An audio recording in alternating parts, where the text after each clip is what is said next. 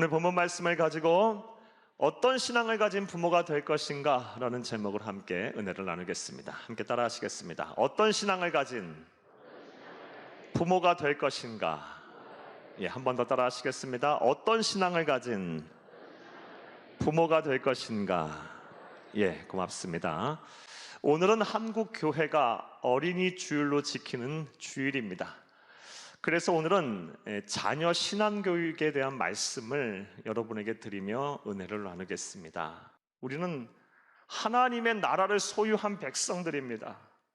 우리는 예수를 그리스도로 믿어 하나님의 자녀된 자들이고 이 땅에 하나님의 나라를 이루어야 할 소명을 가진 사람들입니다. 따라서 우리의 자녀들이 좋은 학교를 가고 좋은 직장을 갖고 또 돈을 많이 벌고 편안하게 사는 것도 중요하지만 그것보다 더 중요한 것은 우리의 자녀들이 하나님을 기쁘시게 하고 사람들에게 칭찬을 받는 진정한 신앙인이 되어 이 땅에서도 주가 주시는 소명을 다 이루며 복을 받고 영생하는 것이 가장 중요한 일이 아닐까라는 생각이 듭니다. 따라서 그 무엇보다 어떠한 교육보다 신앙교육이 가장 중요하리라 생각합니다. 그래서 오늘은 신앙교육 중에서 특별히 구약의 이 위대한 신앙인인 욥이라는 인물을 통해서 우리가 어떠한 자세로 어떠한 신앙을 가지고 우리가 자녀들을 신앙교육할 것인가에 대한 생각을 하며 은혜를 나누겠습니다. 큰 은혜가 되시기를 간절히 주의 이름으로 축복합니다. 사랑하는 여러분, 우리는 어떠한 신앙을 가지고 우리의 자녀들을 신앙교육을 해야 할까요? 이를 위해서 먼저 욥에 대한 생각을 한번 해보겠습니다. 사랑하는 여러분, 욥이라는 인물을 떠올리면 어떠한 생각이 드십니까? 욥은 어떠한 인물입니까? 우리가 성경에 대한 작은 지식이라도 가지고 있으면 욥이라는 인물은 인내의 표상, 인내 그 자체인 인물이라고 우리가 생각을 할 것입니다. 그는 하나님이 주신 이 믿음을 굳건하게 지키고 고난과 시련과 역경을 이겨낸 사람입니다. 인내의 표상이라 해도 과언이 아닙니다. 물론 이러한 욥의 표현이 가장 욥을 설명하는 가장 정확한 표현일 것입니다. 사랑하는 여러분, 욥기 1장 말씀에 보면 욥은 동방에서 가장 훌륭한 자라, 동방의 거부였고요, 아주 부유한 자였고 온전하며 정직하고 의인이었습니다. 하나님께서 인정하시는 신앙인이었습니다. 그런 자에게 사탄이 시험하고 장난을 쳐서 한 사람이 한평생 당할까 말까 한 고난을 한순간에 다 당해버립니다. 그의 모든 재산이 한줌번처럼 확 날아가 버렸고요, 아들 7, 딸 3 있었는데 일시에 죽었습니다. 머리서부터 발끝까지 견딜 수 없는 질병으로 고통을 받게 됐고, 이런 그를 향해서 조강지처는 하나님을 저주하고 죽으라고 도망가 버렸습니다. 또 욥기 4장 이하의 말씀에 보면 욥을 위로한답시고 찾아온 3명의 친구는 오히려 욥을 막 정죄하면서 마음을 쑥대밭으로 만들어 놨어요. 사랑하는 여러분, 이러한 상황 속에 놓인다면 신앙을 지킬 수가 있을까요? 우리라면 그렇게 할 수 있을까요? 사랑하는 여러분, 아들 7, 딸 3이 일시에 죽는다면 우리 견딜 수 있을까요? 신앙 지킬 수 있을까요?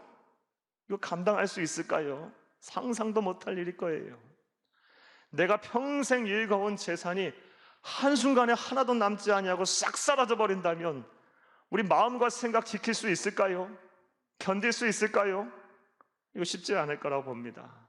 사랑하는 처가 하나님을 저주하고 죽으라고 막 그렇게 막 욕을 해대고 도망가 버린다면, 가족이 그렇게 나를 배신하고 떠난다면 견딜 수 있을까요?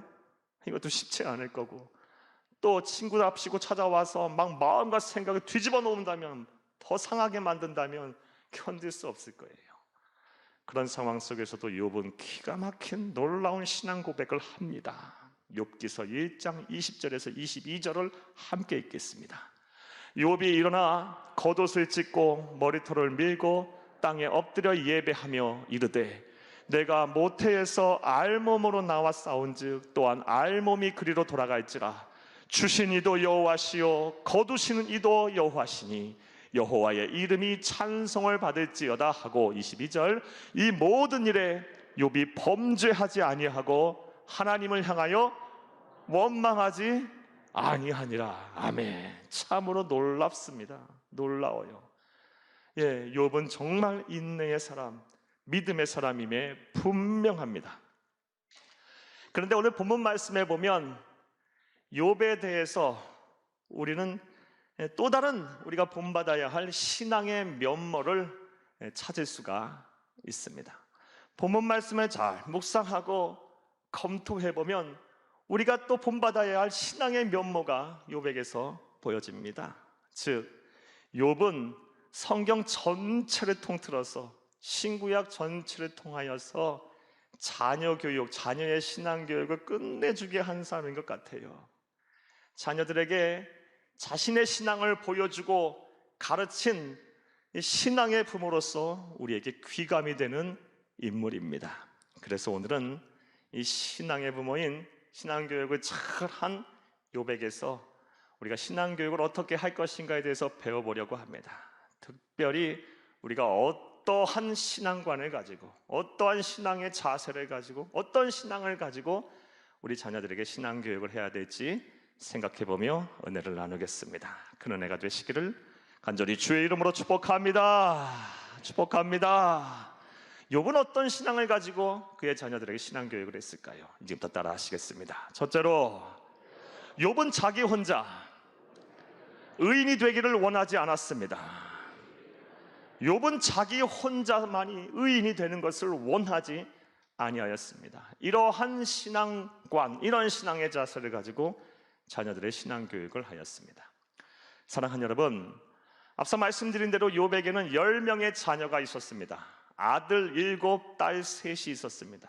그리고 오늘 본문 말씀에 보면 이 아들 7, 딸 3이 모두 장성하여 독립을 한 것 같습니다. 그런데 아들 7, 딸 3, 이 10명의 자녀들이 아주 형제간에 우애가 있었던 모양입니다.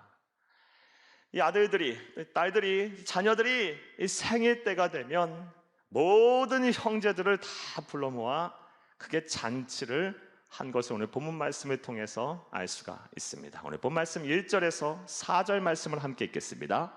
우스 땅에 욥이라 불리는 사람이 있었는데 그 사람은 온전하고 정직하여 하나님을 경외하며 악에서 떠난 자더라. 그에게 아들 7과 딸 3이 태어나니라. 그의 소유물은 양이 7,000마리요 낙타가 3,000마리요 소가 500결이요 암나귀가 500마리이며 종도 많이 있었으니 이 사람은 동방 사람 중에 가장 훌륭한 자라. 그의 아들들이 자기 생일에 각각 자기의 집에서 잔치를 베풀고 그의 누이 3명도 청하여 함께 먹고 마시더라. 5절에 감사합니다. 사랑하는 여러분, 이 욥은 동방에서 가장 훌륭한 자고 또 동방의 거부였기 때문에 그러한 욥의 아들 딸들은 벌이는 생일 잔치 또한 상당히 성대한 잔치였음에 분명할 것입니다.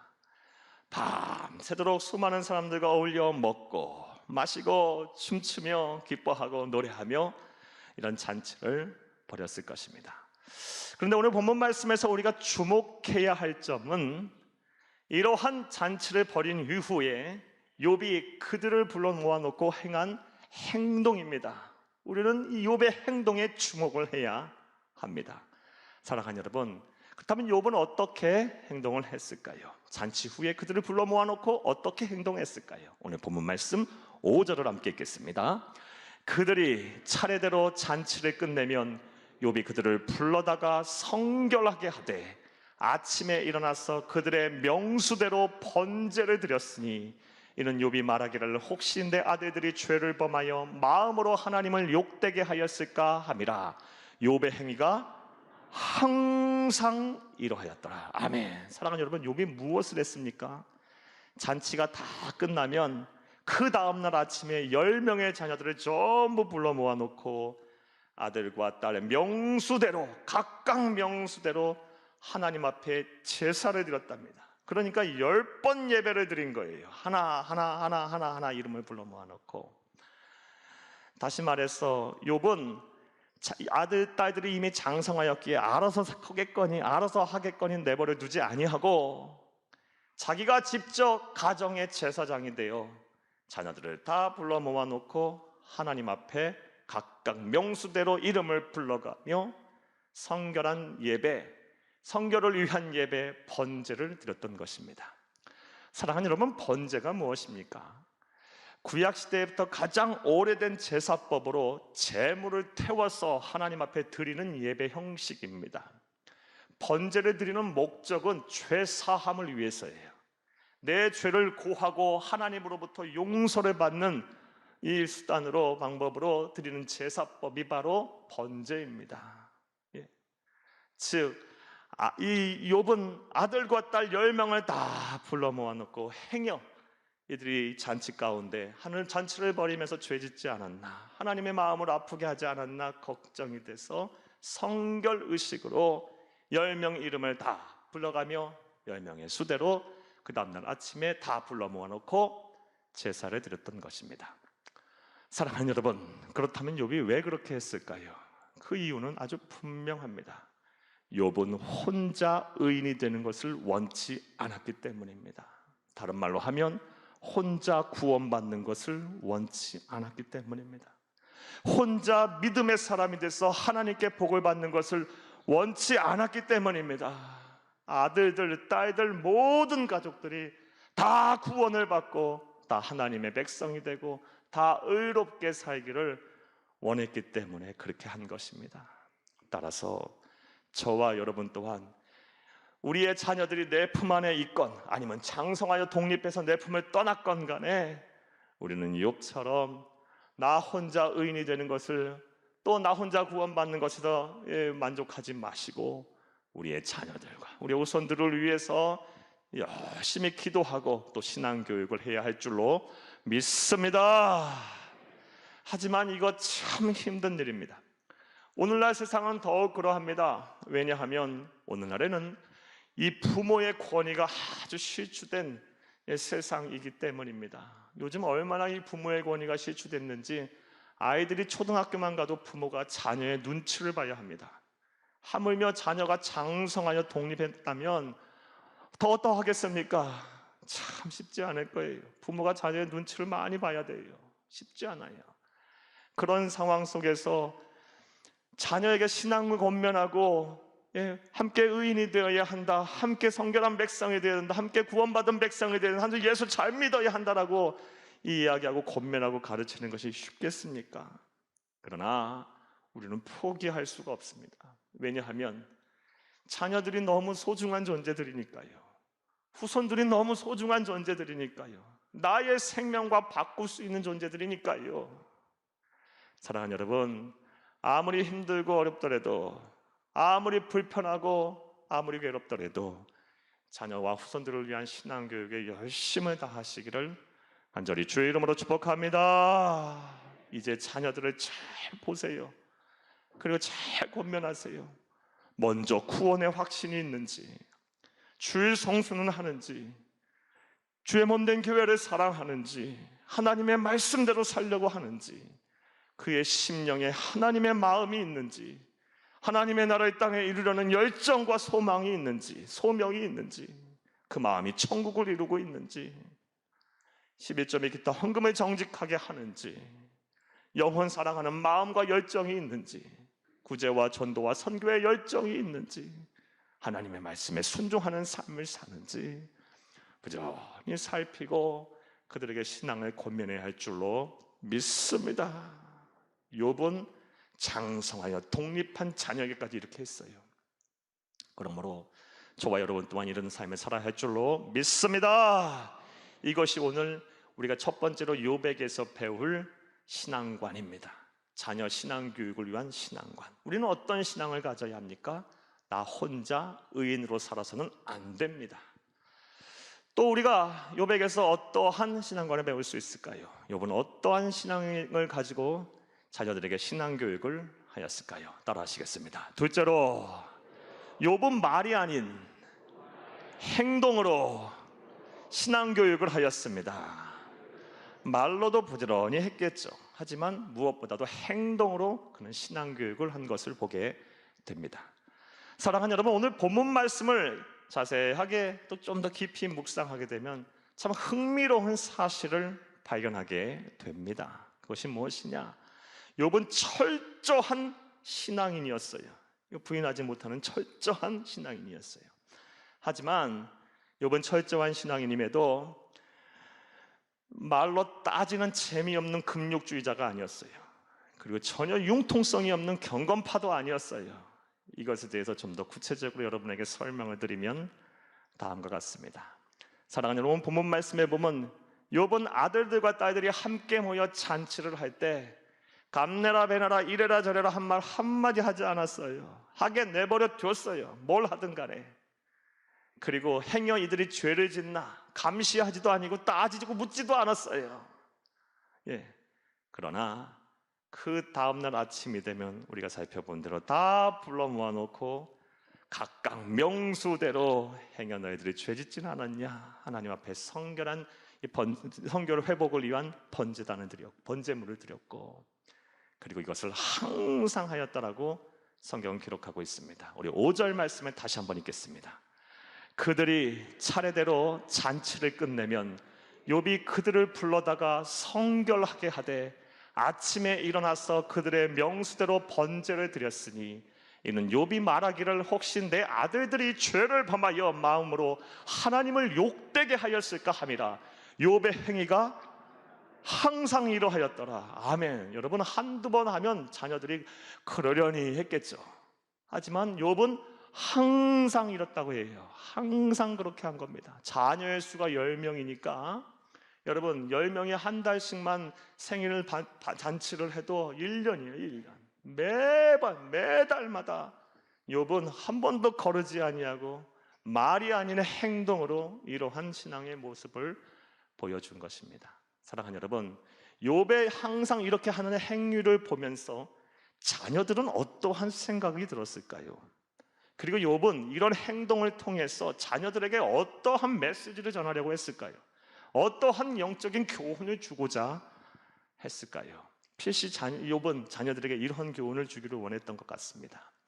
사랑하는 아들들아, 사랑하는 딸들아, 우리가 이렇게 경제적으로 풍족하게 살게 된 것, 그리고 이렇게 여유가 있어서 우리가 인생을 이렇게 즐길 수 있게 된 것, 잔치를 벌이며 여유롭게 우리의 인생을 즐길 수 있게 된 것은 다 하나님의 은혜 때문이다. 하나님께서 주셔서 이렇게 우리가 풍족하고 여유롭게 살고 이렇게 인생을 즐기게 되었으니 하나님께 감사하며 살거라. 이게 욥이 자신의 행위로 통해서 보여주는 이 자녀들에게 주는 교훈이었을 것이고, 또 다른 교훈은 자녀들아, 행여 잔치 가운데 너희들이 죄를 지었다면 반드시 넘어가서는 안 된다. 회개해야 한다. 행여 알고 지은 죄 모르고 지은 죄가 있더라도 다 남김없이 하나님 앞에 고하고 성결한 백성이 되어야 한다.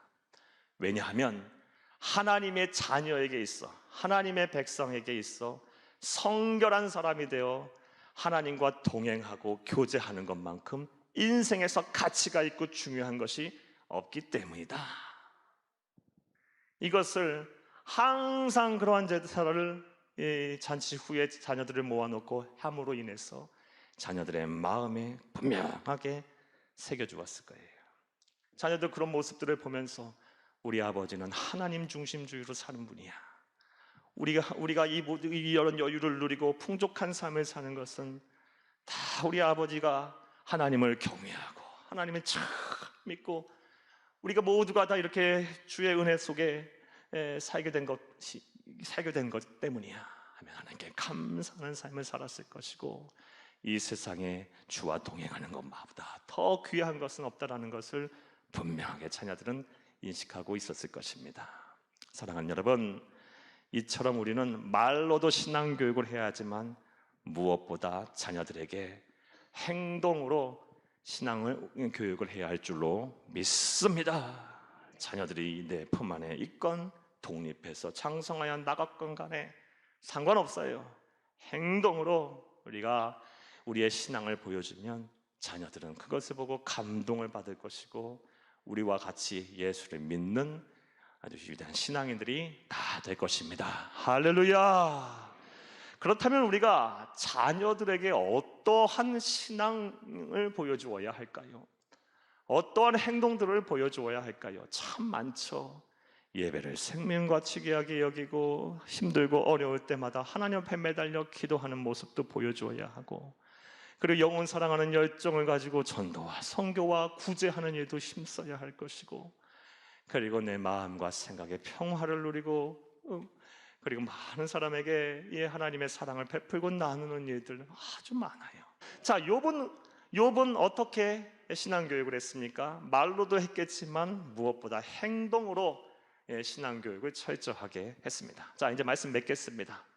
사랑하는 여러분, 미국인 목사님 가운데 에릭 폴리라는 목사님이 계십니다. 이분은 어떤 사역을 하시는 분이냐? 현재 저 북한과 중국에서 핍박을 받는 기독교인들을 지원하고 돕는 사역을 하시는 분이십니다. 그런 단체인 순교자 소리라는 단체의 대표이십니다.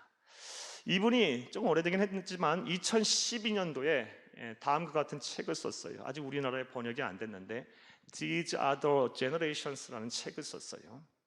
이 책에 보게 되면 이 북한의 이제 실상, 기독교인의 실상에 대해서 내용이 나오는데, 북한은 1960년대부터 아주 철저하게 이 기독교를 탄압하고 말살하는 정책을 취했다고 합니다. 1960년대부터 이 종교 탄압을 했는데 무엇보다 기독교를 아주 무섭게 핍박하고 탄압하고 지금도 그렇게 하고 있다고 합니다.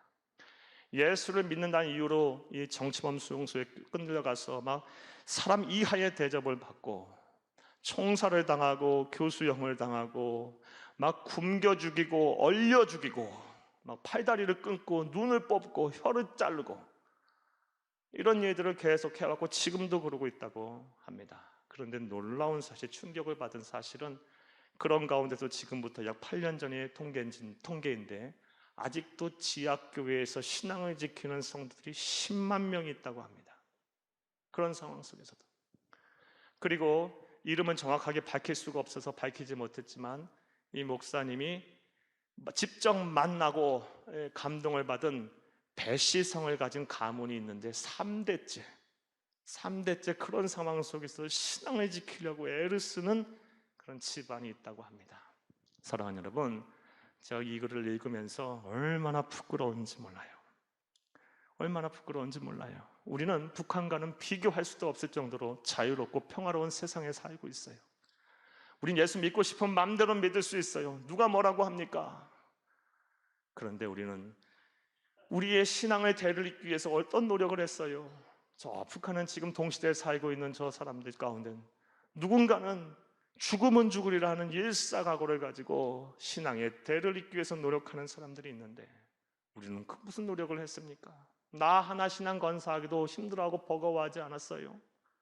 내 자녀 알아서 하겠거니 하며 하나님은 다 해주실 거야 하고 내 책임은 없고 다 하나님 책임으로 미루고 살지는 않았습니까? 사랑하는 여러분, 우리가 깨어서 인지의 신앙의 부모로서의 책임을 다해야 합니다. 내 자녀와 내 후손을 위해서 기도해야 하고 신앙 교육을 해야 합니다. 나 혼자 의인이 되어서는 안 돼요. 나 혼자 구원받아서는 안 돼요. 나 혼자 믿음의 백성이 되어서는 안 돼요. 나보다 더 소중한 존재들인 내 자녀들과 후손들이 그런 복을 받아야 되지 않겠습니까? 나아가 여러분, 말도 해야 되지만 행동으로 보여주세요. 여러분, 예수 믿는 기쁨을 얘기해 주세요. 가정의 평화와 천국을 이루어 가세요. 그러면 반드시 여러분의 자녀들이 여러분부터 시작해서 또 여러분과 함께 신앙의 대를 이어 신앙의 명문 가정을 이루게 될 것입니다.